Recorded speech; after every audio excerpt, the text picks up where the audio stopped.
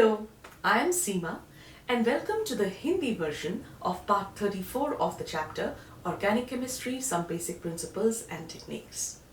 पिछले कुछ वीडियोस में हम डिस्कस कर रहे थे methods of purification of organic compounds और मैंने आपको बताया कि 5 मेथड्स होते हैं ऑर्गेनिक कंपाउंड्स को सेपरेट करने के या प्यूरिफाई करने के। वो कौन से मेथड्स हैं? Sublimation, crystallization, distillation, differential extraction और क्रोमेटोग्राफी। पिछले कुछ वीडियोस में हमने फर्स्ट 3 प्रोसेसेस किए हैं, वो है सब्लिमेशन, क्रिस्टलाइजेशन और डिस्टिलेशन। इस वीडियो में हम 4th प्रोसेस करेंगे जो है डिफरेंशियल एक्सट्रैक्शन। अब आप इमेजिन करो कि आपके पास एक ऑर्गेनिक कंपाउंड है और ये ऑर्गेनिक कंपाउंड पानी में डिसॉल्व है, वाटर में डिसॉल्व है। और हम इसे कैसे सेपरेट कर सकते हैं? या तो हम इसका इवेपोरेशन कर सकते हैं क्योंकि वो डिसॉल्व है वाटर में। अगर हम इवेपोरेशन करेंगे तो वाटर जो है वो इवेपोरेट हो जाएगा और कंपाउंड जो है रह जाएगा। और अगर हम वाटर को भी सेव करना चाहते हैं तो हम क्या करेंगे? हम डिस्टिलेशन करेंगे। डिस्टिलेशन में हम एक फ्लास्क, सील्ड फ्लास्क में वाटर को बॉईल करेंगे। वाटर बॉईल होगा और वो एक लीबिक्स कंडेंसर के थ्रू निकलेगा और उस कंडेंसर में क्या होता है कि एक ग्लास रॉड होती है, उसके आसपास एक और ग्लास की रॉड होती है जिसमें कोल्ड वाटर डालते हैं। तो कोल्ड वाटर आपके अंदर वाली ट्यूब के आसपास घूमता है तो वो उसके कांटेक्ट में आता है और अंदर वाली ट्यूब को ठंडा कर देता है जिससे कि वेपर्स जो है वो कंडेंस हो जाते हैं और आपको लिक्विड के फॉर्म में वाटर मिल जाता है। तो ये 2 तरीके हैं जिससे आप वाटर में डिसॉल्व्ड कंपाउंड को सेपरेट कर सकते हो। अब मान लो कि सिचुएशन ऐसी है कि ये जो कंपाउंड है ये 100 डिग्री सेल्सियस पे वाटर बॉयल होता है। तो 100 डिग्री सेल्सियस पे ये कंपाउंड जो है वो डिकम्पोज हो जाता है। तो अगर आप वाटर इवेपोरेट भी हो गया और आपको वो नॉन वॉलेटाइल कंपाउंड मिल भी गया लेकिन वो कंपाउंड के बॉन्ड्स टूट गए और वो कंपाउंड ही नहीं रहा तो आपका सारा एफर्ट वेस्ट है। आप ये प्रोसेस नहीं यूज कर सकते क्योंकि आप अपने कंपाउंड को लूज नहीं करना चाहते जिसके लिए आप सारा प्रोसेस कर रहे हो। तो ऐसे केस में हम क्या करते हैं कि हम एक और सॉल्वेंट ढूंढ लेते हैं। अब ये जो सॉल्वेंट है ये वाटर में डिसॉल्व नहीं होना चाहिए, ठीक है? ये ऐसा सॉल्वेंट, एंड हमें पता है कि ज्यादातर ऑर्गेनिक सॉल्वेंट्स ऐसे ही होते हैं जो वाटर में डिसॉल्व नहीं होते। तो हमने वो एक और सॉल्वेंट ले लिया, लेकिन हमने वो सॉल्वेंट चूज कैसे किया कि वो जो कंपाउंड है वो उस सॉल्वेंट में भी डिसॉल्व होता है, वाटर में भी डिसॉल्व होता है और उसमें भी डिसॉल्व होता है। तो अब हम क्या करेंगे, हम एक सेपरेटिंग फनल लेंगे या एक फ्लास्क लेंगे, उसमें हमने वाटर जिसमें वो ऑर्गेनिक कंपाउंड डिसॉल्व है उसको डाल दिया और उसमें वो ऑर्गेनिक सॉल्वेंट डाल दिया, जैसे ऑयल हो, बेंजीन हो, कोई भी ऑर्गेनिक सॉल्वेंट जो जिसमें वो कंपाउंड डिसॉल्व होता है। अब हमें 2 लेयर्स मिल जाएंगी। 2 लेयर्स क्यों मिलेंगी? क्योंकि ये सॉल्वेंट वाटर में तो डिसॉल्व होता नहीं, तो ये ऊपर फ्लोट करेगा और नीचे वाटर वाली लेयर सेपरेट होगी। लेकिन हम ये नहीं चाहते। हम क्या चाहते हैं कि वो जो ऑर्गेनिक कंपाउंड है वो इस सॉल्वेंट लेयर के कांटेक्ट में आए ताकि वो ऑर्गेनिक कंपाउंड इस लेयर को छोड़ के जो है उस ऑर्गेनिक लेयर में, ऑर्गेनिक सॉल्वेंट की लेयर में चला जाए। तो हम क्या करते हैं, इस फ्लास्क को हम जोर से शेक करना शुरू कर देते हैं। जब हम जोर से शेक करेंगे, आपने कभी देखा है जब ऑयल और वाटर को आप डिसॉल्व करो जोर से, एक छोटी सी बॉटल में लो, थोड़ा सा ऑयल लो, थोड़ा सा वाटर लो और उसको जोर से शेक करो तो आपको लगेगा कि वो सारा ना एक कोलाइडल सॉल्यूशन बन जाएगा। छोटे छोटे छोटे ड्रॉपलेट्स ऑयल और वाटर के एक दूसरे के अंदर डिस्पर्स हो जाएंगे। तो आपको वो पूरा जो बॉटल है वो ऐसे ट्रांसलूसेंट सा, मिल्की सा दिखने लग जाएगा। अब उसको थोड़ी देर के लिए छोड़ दो। जब आप थोड़ी देर के लिए छोड़ दोगे तो अपने आप जैसे ही वो बैठा रहेगा थोड़ी देर के लिए तो ऑयल जो है वो ऊपर आ जाएगा और जो वाटर है वो नीचे चला जाएगा। तो वही चीज होती है कि हम इसे जोर से हिलाते हैं, लेकिन जोर से हिलाने से जो वाटर, जो ऑर्गेनिक सॉल्वेंट के छोटे छोटे ड्रॉपलेट्स और वाटर के छोटे छोटे ड्रॉपलेट्स आपस में मिक्स हुए, उससे सरफेस एरिया बहुत बढ़ गया आपस में कांटेक्ट का। और जो ऑर्गेनिक कंपाउंड जो आपने सेपरेट करना है वो वाटर की लेयर को छोड़ के, वाटर की ड्रॉपलेट्स को छोड़ के उस सॉल्वेंट की ड्रॉपलेट्स में घुस जाएगा। अब जब आप इसे थोड़ी देर बैठने देंगे तो जो वो ऑर्गेनिक सॉल्वेंट की लेयर है वो ऊपर फ्लोट करेगी और वाटर की लेयर जिसमें अब कंपाउंड नहीं है क्योंकि कंपाउंड तो सारा उस ऑर्गेनिक कंपाउंड में चला गया, तो उसको हम वो नीचे बैठ रहा है वो वाटर। तो अब हम सेपरेटिंग फनल का क्या करेंगे, हम नीचे से टैप खोल देंगे और बहुत ध्यान से आखिरी ड्रॉप तक ये वाटर निकाल देंगे और अब हमारे पास क्या रह गया, ऑर्गेनिक कंपाउंड सॉल्वेंट की लेयर में। अब हम या तो इवेपोरेशन करेंगे या डिस्टिलेशन करेंगे। अगर हम इवेपोरेशन करेंगे तो हमारा, और अगर जो भी सॉल्वेंट था अगर हमारे लिए इंपॉर्टेंट नहीं था तो वो एटमॉस्फेयर में उसके वेपर्स बन जाएंगे, वो वेस्ट हो जाएगा। लेकिन हम वेस्ट करना, देयर इज नो नीड कि हम उसे वेस्ट करें, तो हम उसको सेव करने की कोशिश करेंगे। कैसे? डिस्टिलेशन एपरेटस यूज करके। Excuse me. अब डिस्टिलेशन एपरेटस में हम उस organic compound and organic solvent के मिक्सचर को डालेंगे। लेकिन अब जब हम इसे बॉईल करेंगे तो हो सकता है कि वो टेम्परेचर 100 डिग्री सेल्सियस से कम हो, तो उस टेम्परेचर पे ये ऑर्गेनिक कंपाउंड डिकम्पोज नहीं होगा, और आपको जो है वो लेयर, वो जो वेपर्स हैं उनको आप कंडेंस करोगे, बिल्कुल वैसे ही जैसे हमने वाटर को किया था, और उस कंपाउंड को हम कलेक्ट कर लेंगे। तो हमने कंपाउंड सेपरेट भी कर लिया, लेकिन बिना उसको डिकम्पोज किए एक लोअर टेम्परेचर पे।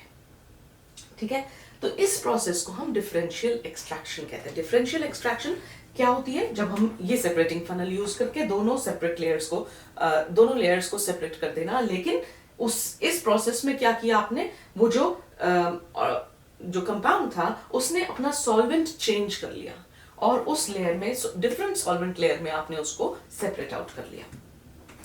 अब एक और सिचुएशन आ सकती है कि हमने ये अज्यूम तो कर लिया कि हमने दूसरा सॉल्वेंट लिया और ये कंपाउंड दूसरे सॉल्वेंट में भी सॉल्युबल था। ऐसा क्या मतलब क्या होगा अगर वो जो सॉल्यूट है वो बहुत ही स्पेरिंगली सॉल्युबल, बहुत ज्यादा सॉल्युबल नहीं है इस ऑर्गेनिक सॉल्वेंट में, तब आप क्या करोगे? अगर उसकी सॉल्युबिलिटी ज्यादा नहीं है तो भी हमारे पास कोई तरीका नहीं, हमें डिफरेंशियल एक्सट्रैक्शन ही करना पड़ेगा, क्योंकि हम वाटर में उसको बॉईल नहीं कर सकते, क्योंकि वाटर में बॉईल करने से वो मर जाएगा, वो डिस्ट्रॉय हो जाएगा, वो कंपाउंड ही टूट जाएगा। तो हमें उसे निकालना तो है सॉल्वेंट में। तो अगर उसकी सॉल्युबिलिटी कम है, किसी भी सॉल्यूट की सॉल्युबिलिटी अगर कम होती है, तो उसका सॉल्यूशन बनाने के लिए हमें सॉल्वेंट बहुत ज्यादा चाहिए होता है। तो आपको सॉल्वेंट की क्वांटिटी बढ़ानी पड़ेगी, लेकिन हमारा फ्लास्क तो छोटा सा ही है, तो सेपरेटिंग फनल तो सिर्फ इतना सा होता है। तो अगर आपने सेपरेटिंग फनल में ये करना है तो, और आपको सॉल्वेंट बहुत ज्यादा, ये तो सिर्फ इसमें मान लो कि 500 ml आ जाएगा, और आपको चाहिए ये 10 लीटर्स, तो आप क्या करोगे? उतने से कंपाउंड के लिए शायद आपको 10 लीटर्स सॉल्वेंट चाहिए, क्योंकि वो इतना स्पेरिंगली सॉल्युबल है। तो आप ये जो प्रोसेस है इसको रिपीट करोगे। इट इज रिपीटेड एक्सट्रैक्शन, जिसको हम कंटिन्यूअस एक्सट्रैक्शन बोलते हैं। कैसे करेंगे? हमने सॉल्वेंट लिया, हिलाया, और फिर सेपरेट लेयर्स हो गई, हमने वाटर सेपरेट कर लिया, लेकिन इस वाटर में अभी भी ऑर्गेनिक कंपाउंड है, थोड़ा सा तो ऊपर चला गया ऊपर वाली लेयर में, लेकिन अभी भी वाटर में और कंपाउंड है जो उसमें डिसॉल्व नहीं हुआ। तो हमने इस वाटर को भी कलेक्ट कर लिया और इसको हमने डिस्टिलेशन की, और हमें ये सॉल्वेंट मिल गया। ठीक है, और हमें कंपाउंड, थोड़ा सा कंपाउंड मिल गया, लेकिन अभी हम और कंपाउंड निकाल सकते हैं। तो हम क्या करेंगे? वो जो वाटर लेयर हमने निकाली थी एक बीकर में, उसे हम वापस फ्लास्क में डालेंगे, वापस ये जो हमने एक्सट्रैक्ट किया था सॉल्वेंट उसको दोबारा डालेंगे, और फिर से इस प्रोसेस को रिपीट करेंगे। इसे शेक करेंगे, इसे शेक करने के बाद दोबारा इसको हम बैठने देंगे, फिर से थोड़ा सा कंपाउंड ऊपर वाली लेयर में आ जाएगा, फिर से उसका एक्सट्रैक्शन करेंगे, फिर से उसे डिस्टिल करेंगे, फिर से उसको कलेक्ट करेंगे, फिर से हम रिपीट करते रहेंगे। सेम सॉल्वेंट को हम यूज करके बार बार बार बार उसको एक्सट्रैक्ट करेंगे।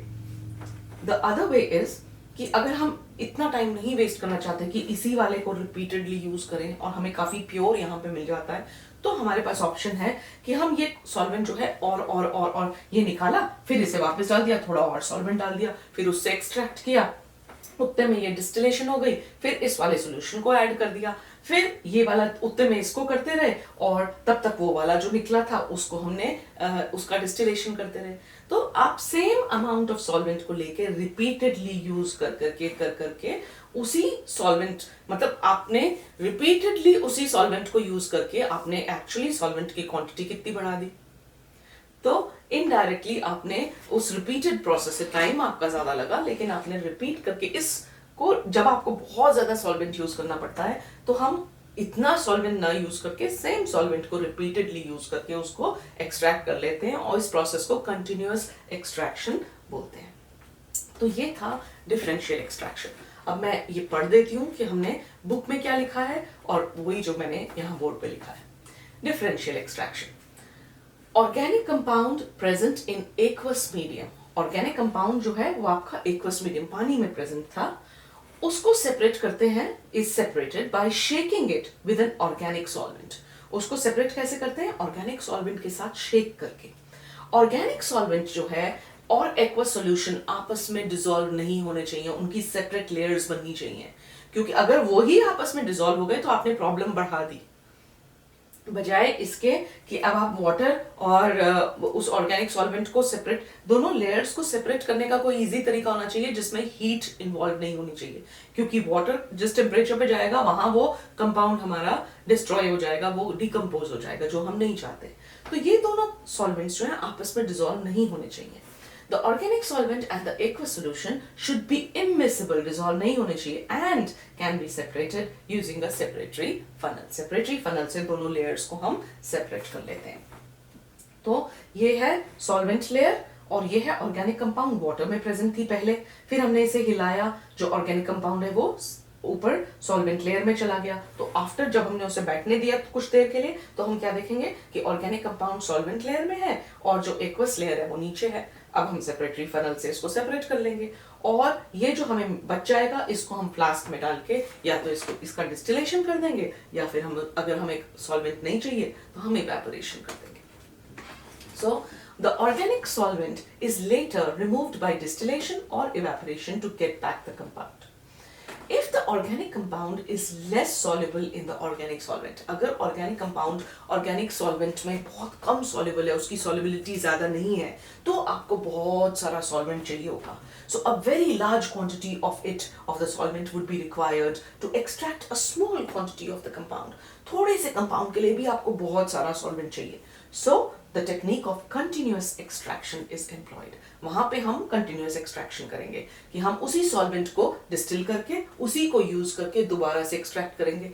So in this the same solvent is repeatedly used for the extraction so that we don't waste too much of the solvent. We don't want कि क्योंकि जब भी आप कोई solvent use करोगे इस process में, वो सॉल्वेंट को भी तो आप इम्प्योर कर रहे हो, आपका एक प्योर कंपाउंड था जिसको दूसरे को निकालने के लिए आप यूज कर रहे हो, तो उसको भी तो आप थोड़ा सा इम्प्योर कर रहे हो, तो उसकी प्योरिटी भी तो कॉम्प्रोमाइज कर रहे हो।